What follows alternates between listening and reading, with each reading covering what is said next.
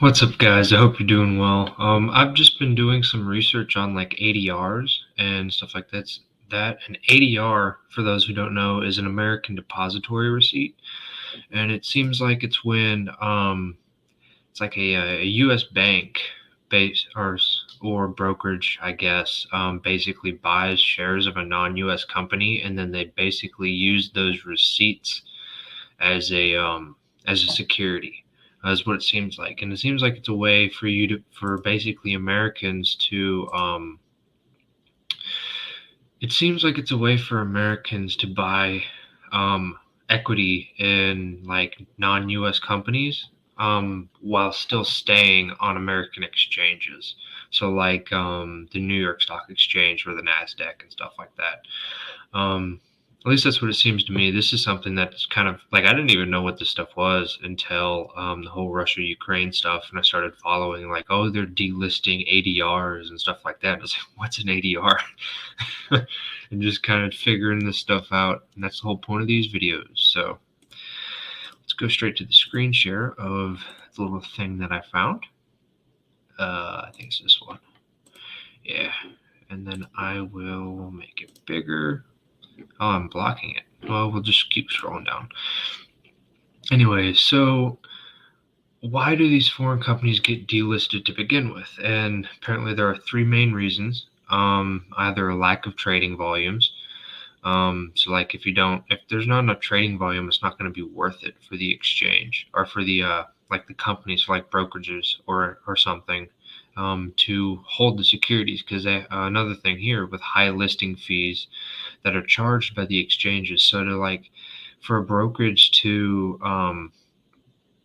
be able to like trade and hold a security, they have to basically pay a listing fee. And if there isn't enough trading volume, it's not profitable for the brokerage to actually hold that security, so they're just not going to. And also like high costs involved in SEC reporting. So just like with banks and stuff, brokerages and all the regulations, it's like you actually have to pay accountants and other positions like apparently investor relations departments to actually like do the work to comply with all the regulations. So if you're not making enough revenue from the actual trading, they're not going to do it. So what happens when an ADR is delisted, right? And so apparently the company may continue to sponsor the ADR program, so trading will continue, just it'll go on to a over-the-counter market, in which it seems like the investor has the option to hold the stock, even if it trades on OTC, which is the over-the-counter market. It's just the ticker will change, which is, I didn't know this, but that's basically over-the-counters have 5-letter tickers. So you learn something new. And it gives examples like Nestle. I guess it's Roche Holding. And it gives the tickers along with them. Apparently, this is even a place for like large cap multinationals, is what it says. So it's pretty cool.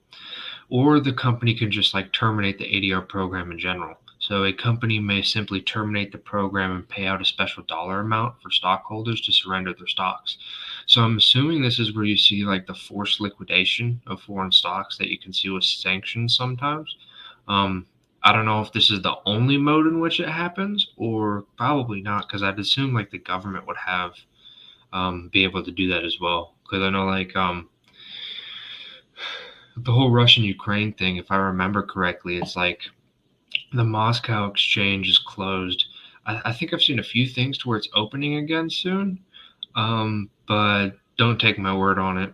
I'm not 100% sure. But the company can also offer the option to convert the ADR into common stock trading on its domestic exchange in their home country.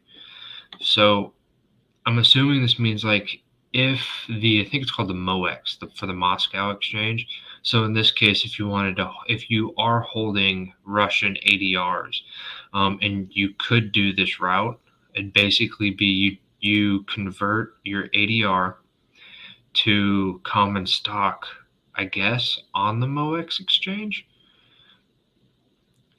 So like you on its domestic exchange in their home country. So I guess if you're an American, you would hold the common stock on the Moscow exchange while you're in America. So very few companies offer this option due to its logistics, tax, and other factors involved. Because I can definitely see this, considering anytime you're holding foreign assets, it seems, especially as an American, where you have to basically provide everything to the government of what you own. That makes sense. Or at least it makes sense of why this wouldn't be that big of an option, or as favorable as an option, I guess, which is probably why ADRs exist to begin with, because it stands for American Depository Receipt. And so it's basically, you're not personally dealing with all the regulations and stuff. It's the banks or the brokerage that's doing that. And so I guess I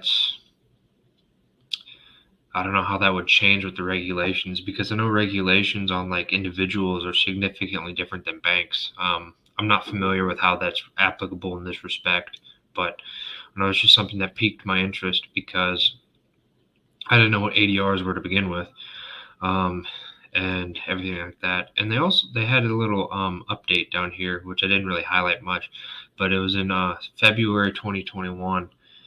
So a little over a year ago, where they did this, and apparently some of the Chinese ADRs were delisted. And when that happens, the receipts technically aren't worthless because they effectively still represent an economic interest in the company, but holders still collect dividend, or holders could still collect dividends. It's just that non-American entities will really want to buy it, because if you're an American, apparently it reduces their value. Just because it's difficult to trade. But yeah, that's pretty much all for this one. Mostly just, I guess, biggest takeaways is what happens whenever an ADR is delisted. And ultimately, brokerages and stuff, they're a business. So like if it's not profitable for them to hold a specific security, they aren't going to do it. And that's where you could see like the differences between different exchanges. Because I know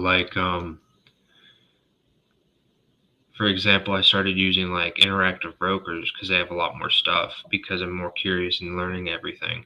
But